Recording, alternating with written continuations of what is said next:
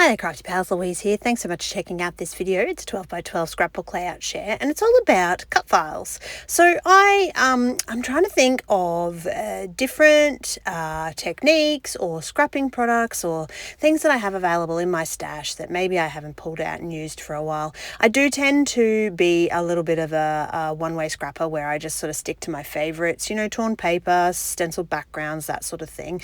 But I'm really finding that getting outside of my comfort zone is producing some really interesting results in terms of my scrapbook pages. So I am challenging myself to use a cut file today. And so I haven't had a cut file out for a while. And as you can see, I've started off really poorly because my paper was misaligned and my cut file is not straight.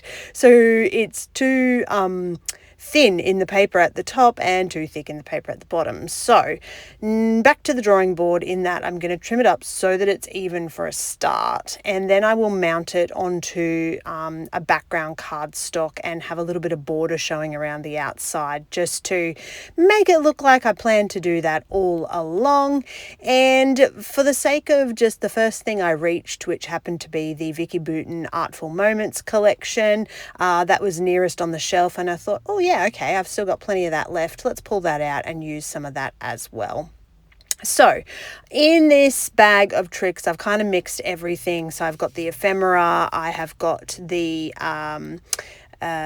rub-ons, I have got all the die cut pieces, and then these 6x8 pattern papers I found in there as well, which I think are going to work just perfectly for backing that cut file. Now this was actually originally a circle cut file, so I manipulated it using the Silhouette Cameo software and split it so that it would have half at the top and half at the bottom, purely just because I wanted something a bit different. Again, trying to challenge myself to get out of that comfort zone area, and the standard way I would use it is just to print it as designed, so that would be a circle in the middle. But yeah, I need to start thinking more about my scrapping, and I have some changes coming to my videos soon.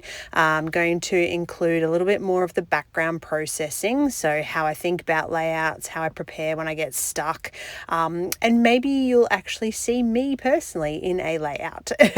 So off camera, I've gone ahead and I've backed that whole cut file just from various pattern papers, and because I've chosen that background, I've just cored the center out of it, and I'm going to ink around my edges to help it blend into that background a little bit more. So I actually really like how this looks. I think it's some of the cut file effect does get covered up, but it's so different to kind of that circle cut file that would normally sit in the pattern paper. So yeah, I really like how this turned out. I think it's worked out really nicely. As you can see, I have mounted my photos, and these are such funny photos. So this is Master Z, and he likes to collect the Lego F1 cars. So he's got quite a stash, and this particular day he had them all lined up on the carpet, and they were like racing them down the hallway, which was, such great fun. But I said quickly, oh, quick, while you've got them lined up, typical scrapper, let mum take a photo. And so I thought the bright colours in this really lended themselves well to the colours of this collection and the theme with that sort of background cut file work that I had going on here. So what I've done is I've built a cluster around my photos. As you can see, I've just tucked a heap of pieces. All of those came in the Vicki Boutin Artful Moments die cut ephemera packs, and these are some of the rub-ons that came with it. So I didn't go into this with the idea of that I would use rub-ons, but let your layouts evolve, and that's exactly what this one did. Is the different rub-on shapes, so the inclusion of the stars and now the circles, and there's a little bit of text. It really does enhance this layout beautifully, and I think overall this one came together really nicely, and I'm super happy with it. So definitely encourage you to spend some time challenging yourself. If you've never used a cut file, maybe it's time to get one.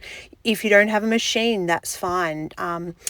check out online, people pre-cut them for you. So I know there are a number of crafters that will actually cut your cut files for you that they've designed, and you can have them sent to you as a fully ready to use cut file if you don't have your own machine. You could achieve the same if you did some paper folding and did it almost like a snowflake. If you remember back in the school days, you could sort of cut your own snowflakes with folding some paper. And don't sort of be held back by the fact that you don't have a particular product or supply. Definitely have a go at some new techniques and check out some different things and just have fun with it, because you never know what kind of results you're going to get. And I think that's what I've learned with this one, is that just sitting down to create for the love and playing around with elements is brings the fun back into scrapping. I think sometimes, well, me personally, I know I make it a little bit too serious sometimes. I want to, make my best layouts all the time so that I can share them on YouTube, and bring the fun back, and you never know what your creations might evolve into. All right, so really just at the moment adding as many rub-ons as I desire, and eventually I'm going to decide that this layout is finished, and I'm going to pop him aside ready to go into an album. So that's my share for you today. I hope that you enjoyed. It has been so fun, and I'm really enjoying the challenge of getting out there and creating something different. Thank you as always for watching. I hope that you're subscribed, and as always, happy scrapping!